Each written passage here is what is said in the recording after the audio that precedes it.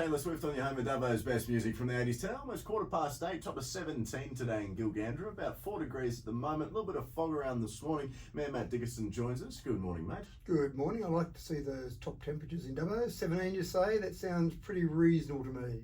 I mean, I was in Sydney over the weekend, and it's safe to say I didn't exactly miss the chilly mornings, because when it says it feels like minus 1.3, you go, yeah, that's cold. That is cold. That's right. And you do have to come in nice and early, don't you? For Yes. Many parts of Dubbo, they're listening to you in their nice warm house, or maybe in their nice warm bed. Oh, it'd be but lovely. for you had to get up and get through that cold morning. Oh, it'd be absolutely lovely. I just want to start. So I've seen this event that's been done overseas, and I know Dubbo and the Central West out here, they're very big fans on sort of bike riding events and charities and things like that. It's the annual World Naked Bike Ride. Do you think we could possibly bring that to the Dubbo region, or is that probably not on the cards? Well, I'm hoping you would lead the way in this. Oh, yeah. I'd have the Zoo FM flag. I'd be the first bicycle out of the gates. Absolutely brilliant. Now, yeah. I assume they do this not in the middle of winter, because I'm not sure no, that'd be the most popular time to do it. If there's such thing as terrible planning, that would be it. And Now, you've got to be careful in the middle of summer as well, because you might have parts of your body exposed to the sun that aren't normally exposed, and then you've got a whole application of thing sunscreen. problems. That's Yeah. right, that might be an issue as well. Great, So, all right. Sweet. I'm not familiar with that ride. I'm not sure what sort of websites you look at, Keegan, but Yeah, maybe it says something about that as well. All right, we'll brush past that. Something else that's caught my eye, it's a bit more serious, is waste facilities going cashless. What's this all about? well, there's been a few reasons for this, and it's been bubbling away for a little while, but we made the announcement back in March this year that we were considering going cashless from the 1st of July this year, so in a couple of weeks' time. And so that was put out there. We asked for feedback on that. We didn't get much feedback. As you can imagine, not many people use cash anymore, and through our facility, we had about 1% of people using 1%. cash. So there weren't going to be a lot of people impacted by this decision. Right. Now, why do we want to go that way? Well, a few reasons.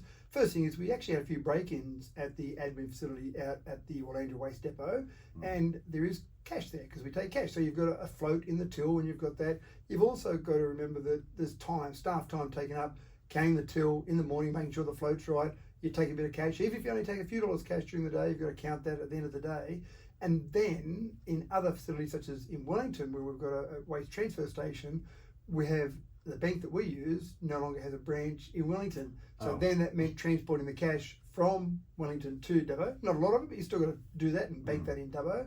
So you add up all those, extra staff time, potential for break-ins, and the fact that it was down to 1%, we made the decision, and essentially with the minimal feedback we got, so we've made the announcement again that yes, from the 1st of July, we'll go cashless at all our waste transfer stations and the Wallandra Waste Depot. So I think that'll be okay for most people, given the fact that only 1% of people would have been impacted previously, but most people have got some form of plastic. And if they don't like the idea of a FPOS card, a credit card, some form of plastic, you can buy the My Dubbo Region gift card and put money on it. Oh, so really? you can, I didn't even know that was a thing. Yeah, that's right. So there are many businesses in the Dubbo CBD, for example, many businesses in Dubbo that will take that card.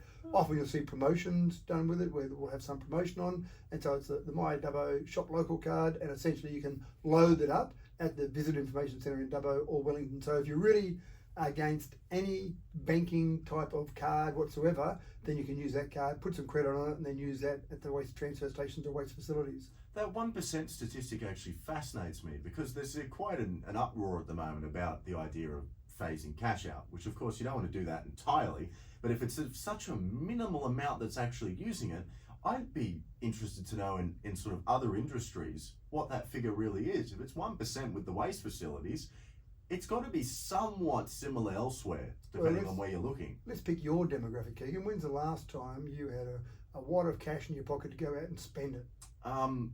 Probably can't think of it. I'm also terrible with money, so it wouldn't be there for long anyway. But I'm the same. I very rarely carry cash. It's one of those things that it's just so convenient to use a form of payment. I use my watch for most things that I pay for. So yeah, that blows my mind. I'm still using a physical plastic card. Yeah, right. I can't imagine waving the wrist and suddenly it's all paid for. I feel like I'm stealing something. Now, speaking about cash, another thing that's been in the news and sort of amounts of money, which I'm trying to link the two things there, it's an incredible joining sentence, is the sale yards and the expressions of interest to privatise them. Now, I know last week on our sister station, you made some comments saying that if it were to remain in council hands, the prices would have to go up. And I've read somewhere that the sale yards, they actually inject roughly $60 million a year into the local economy. I'm wondering if it were to remain in council held, sort of towards when the decision is made and the expressions of interest are completed, would there be somewhat of an inquiry or a look into whether the increase in price would actually decrease that economic benefit? Well, it's a complicated process, isn't it? One of the really interesting things is that we are way below the market at the regional livestock markets compared to our main competitors. And if you look at, say, Forbes, for example, Wagga, you're talking about Dubbo for one cow for cattle. The price is just over $11 per head. Somewhere like Forbes and Wagga, the price is up around $17 and $19 per head. So we're well below the market there. With sheep, for example, it's $1.57 per head of sheep. And when you go to somewhere like Forbes, you pay $2.25. So the prices already are 50, 60, 70% higher at other sale yards. Now, when I talk to producers, they talk to me about the amount that council charges being minimal in the overall scheme of things. In other words, when I go in and sell my 10 sheep, my 10 head of cattle, then the amount I pay, the total amount that I receive for my cow, for example, I might have of that total amount, maybe 1% go to council. In all my expenses, I'm paying maybe 6% in expenses, and that's in agents commission and weighbridge fees and NLIS scanning fees, etc. So in all that I pay council, it might be around that 1%. In fact, with sheep, it's about 0.7%. With cows, it's just over 1%. So if we double the prices, which I'm not suggesting we're going to do that, but if we double the prices, it might take your total cost of sale up to 2%, and you might go from $12 to $20, for example.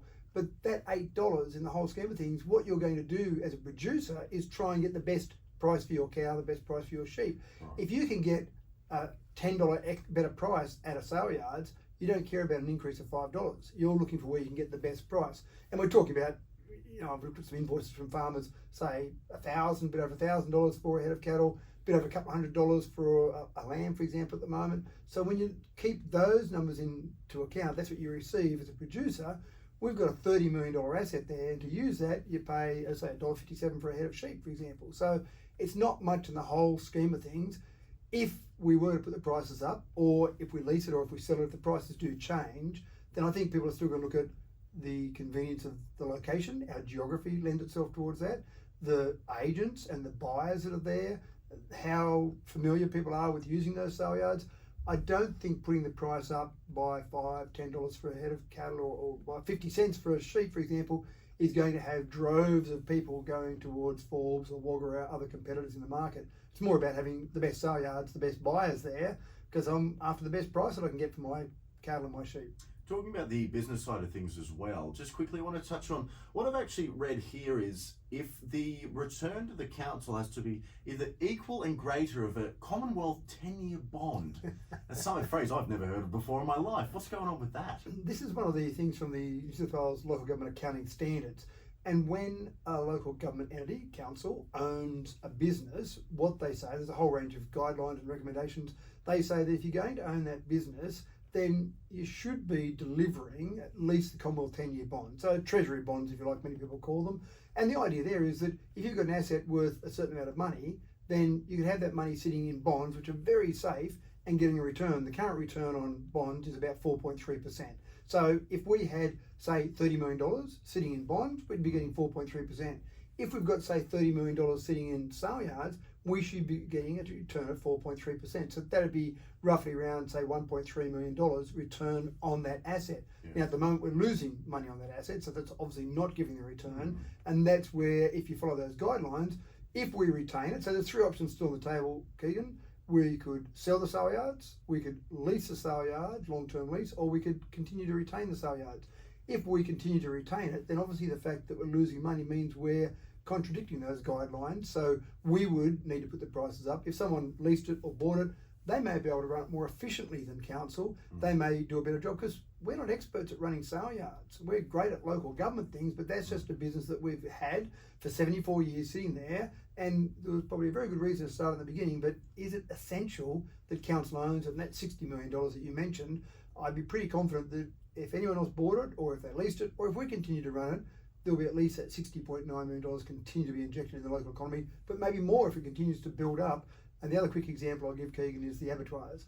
Dubbo used to own abattoirs. Yeah, right. Now, we eventually got to the stage where, I'm going back to the 80s now, where, okay, Dubbo isn't great at running abattoirs, so they closed down, and a young guy called Roger Fletcher came along and said, I might start some abattoirs in Dubbo. He's got the abattoirs now, #1 single employer in Dubbo, exports to over 90 countries around the world. Imagine what that injects in the economy. I can't tell you a number, but into our economy, it would be a fantastic injection. If that was still owned by council, I would absolutely guarantee there's no way it would be at the level it's at under Roger Fletcher's ownership. Well, it's a hot topic, but I much appreciate your time, Mr. Mayor. We'll have a chat in another fortnight, and I'm sure there'll be further developments about this. Cheers for your time this morning. Thanks, Keegan.